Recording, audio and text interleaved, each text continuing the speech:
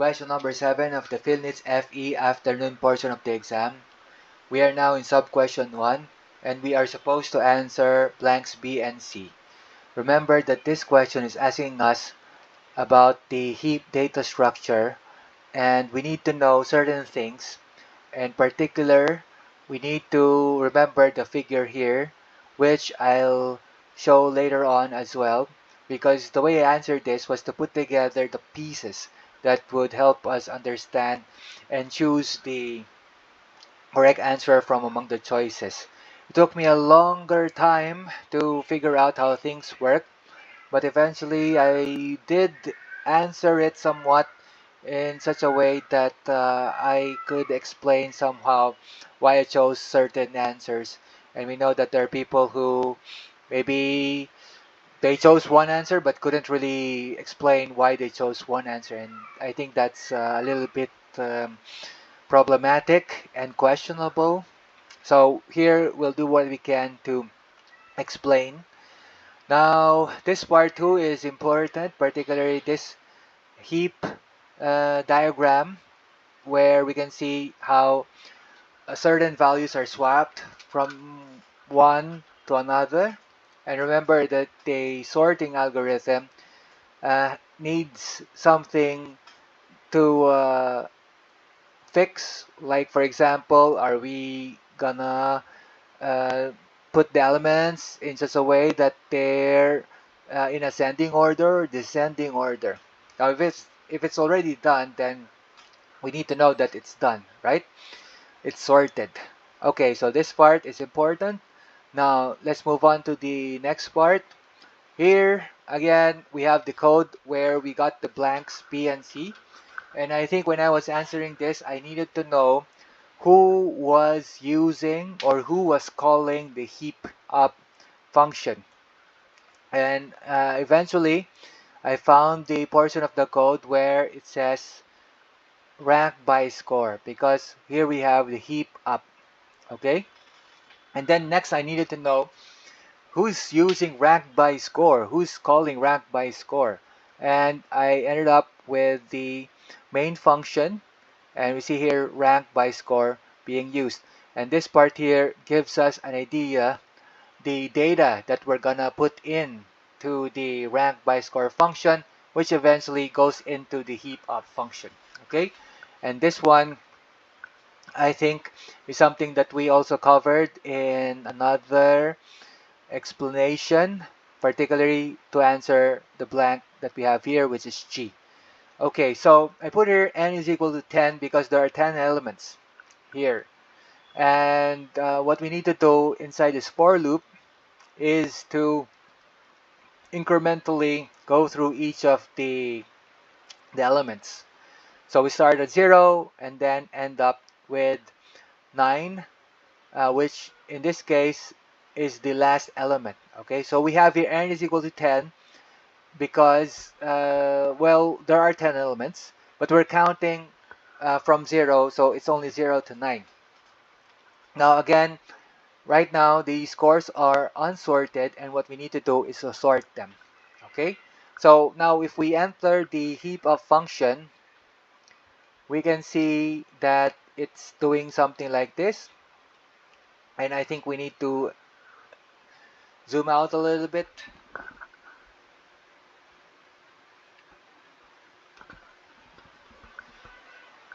Okay, so in this case, we do have the choices for the answer group for the blank B.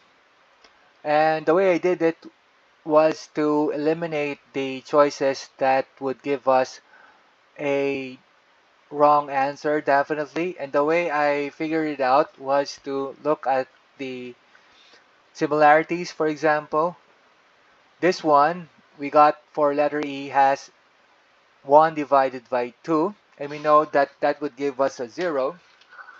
It's not going to be a 0.5 because we know that it's an integer.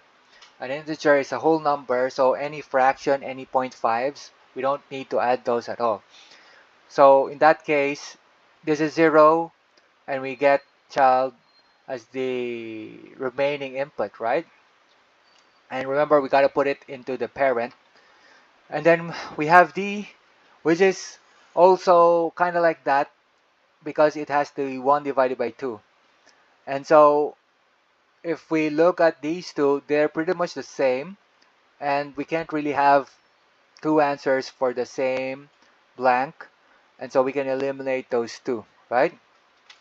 Now for 0, I think what I did was, well, if the parent is always 0, and we look at the diagram that we have here, and we start at the top, and let's say the parent is 15, then once we go to the next layer, the next step,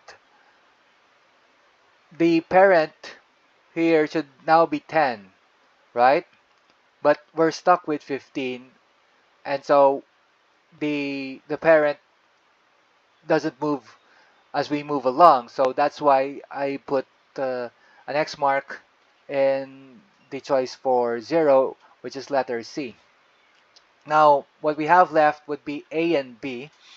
And the way I did this was to try out the values and see if we can see any patterns that match what we have with the diagram and also this part here where we got the heap in an array. Now in this case, for example, we try out +1 because this one is similar to this one except that this is -1 and this is +1, right?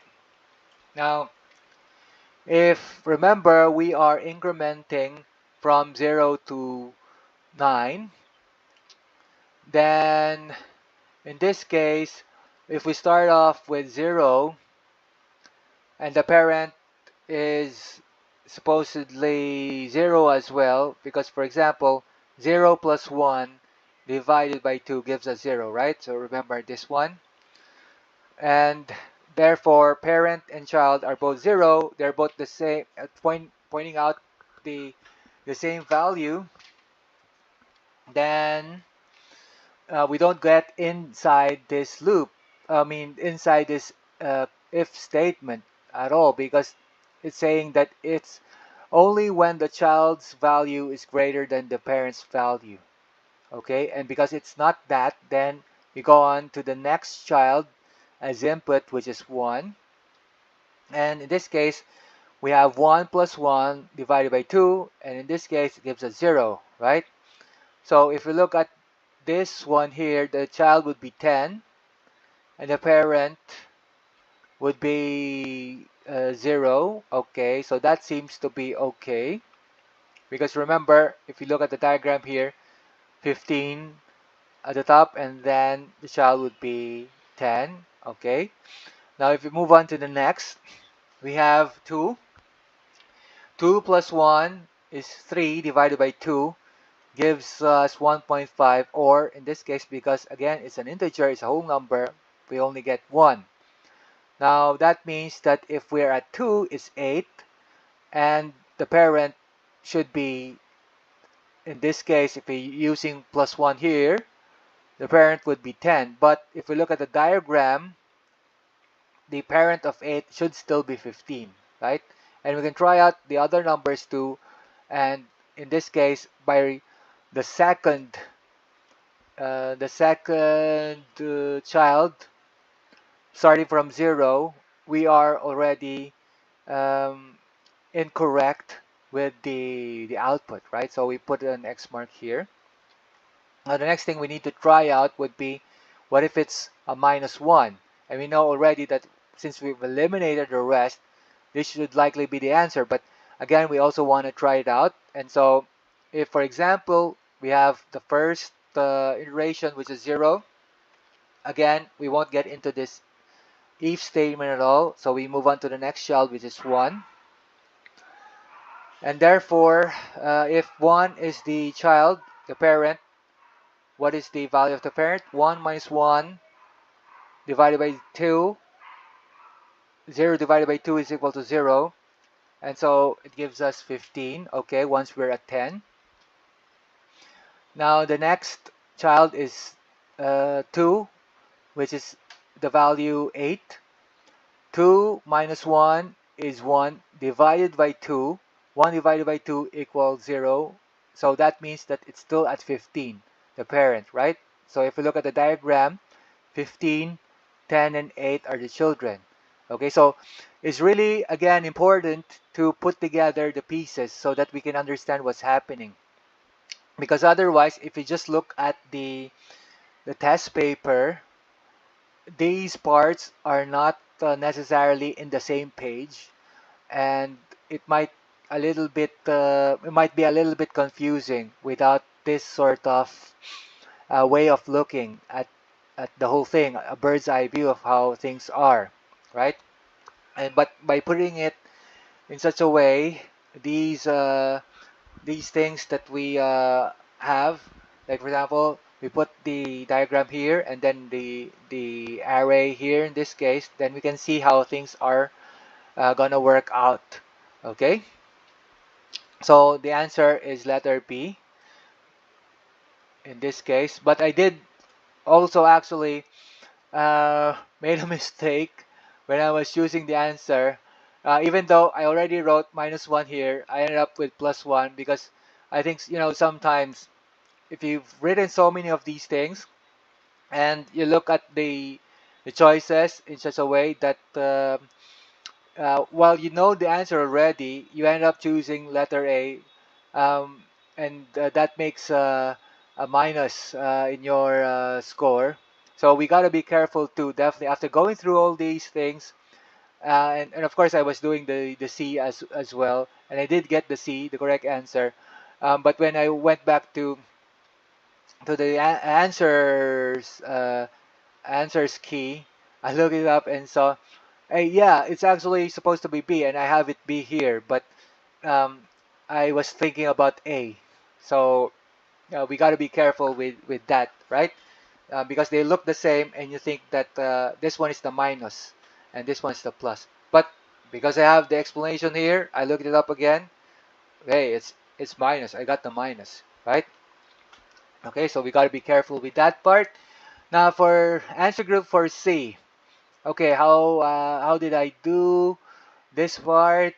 I think I also eliminated the the incorrect choices. Like for example, so in this case, once we've swapped the the values, we are supposed to go into this if statement, and we need to know what would be the correct input, what would be the correct condition. And in this case, I think if, for example, the parent, let's go with B, the parent is equal to the child, I think that if we're going with this answer for group B, there will never be a case where the parent is equals to the child unless it's 0, right? But we don't get into this if statement at all if it's 0, right? If we're at 0 and they both have the same value, we'll never get inside this loop. I mean, this if statement at all, right? So there won't be any sense to have parent equals child. And that's why letter B is incorrect. Now for letter D, parent is greater than child. Again, if we look at the answer for B, will there be a case when the parent is greater than the child? In terms of the index, the number, and we can see that if the child is 1 and 2, the parent is 0. Child is 3 and 4, the parent is 1. Because if you look at the diagram, the parent has to be here, and so it's in the leftmost. And then you got children, and then it moves to the right in that way, right? So for example, 10, the child, 10, and then uh, we have here 5 and 9, okay? So the parent has to be farther or on the left side, okay? Which is a lower value in index. So that means this one is also incorrect. So again, I ended up with either A or C. And I think The way to figure this out also was, well, what exactly are we doing inside the if statement? And it looks like we have to call again heap up, right? We have to call it again because we need to see if the value of the child is greater than the parent's value. And I think that's because we want to continuously move them towards the right, okay? And in this case, I think that this part here I put here is important because if, for example, parent is equals to 0, then we want to know if, for example, in this case, right, parent is 0, and then it's greater, we get inside the if statement, the value, child's value is greater than the parents, right? Similar with, it's actually this one, and this as well. Now, if we have to keep on calling the heap up, I think that again, we would be in this problem where, let me see, well, the parent is never always 0, right? There would be a case when the parent would be 1 or the parent would be 2, okay? And remember, what we need to do is to move the numbers towards the right.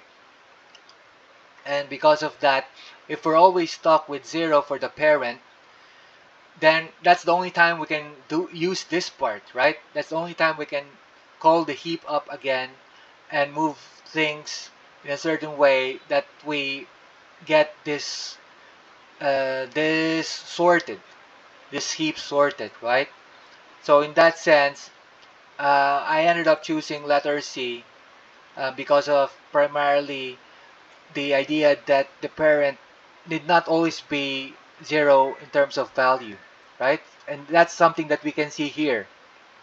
And I think we can really answer the questions if we have figured out the correct answer for group B by trying out the choices. And from there we can see what would be the correct answer, whether it's A or B. And in this case, we ended up with B. And by answering that, we can answer letter C. Okay. Now the other thing that I'd like to add is this part about the 1 divided by 2. I had to actually write a code in C language to see what would be the result. I had an idea already. I knew it's 0 because we're talking about integers, right? But I think at the time, because I think this one took me about 2 days, because you know how things are sometimes. You're thinking about something and then there's a telephone call. There's someone who wants to ask you something, and that sort of thing. I had to put in more time to go back again and see how things are supposed to be put in a way that I could understand quickly what's happening in this problem, this question. And I had to try out what would be the answer if I wrote it in the C computer language. And lo and behold, just like what I was thinking, it would be 0. Even if you got a negative here, it would still be 0. And I think that should also help us understand how things are in terms of whether it's this one or this one, because they're both the same, right? And I think I explained that also, except that sometimes um, you begin to doubt whether your understanding is correct or not, and you want to test out with a C program. And sometimes that's pretty much the best way to see how it would go. But in the actual exam, there won't be any computers that you can use. And so, again, if you have a choice to answer Java or C in the afternoon portion of the exam, I'd go with Java because it's a lot easier to understand what's happening there. as compared to a C program. But in this case, what we want to do is we want to see if we can answer this and find out how we can improve ourselves as well. Okay.